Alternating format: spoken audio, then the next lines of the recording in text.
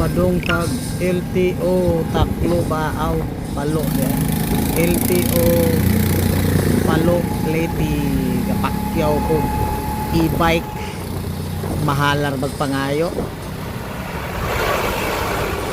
150 Bilyadolina to LTO kalayo sa ginoon mga 4 kilometers man siguro ni o sobra o wala makabot estimated dire LTO 50 meter na lang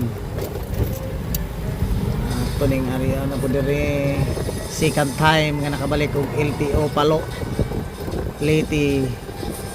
di ara hinay sa kay mudagan ning ibay ka wala lang 50 meters may pagidala na ng truck of di gasto plite ang problema parkingan kaya way kaparkingan nilahang LTO all na lang hapit na makita ilahang building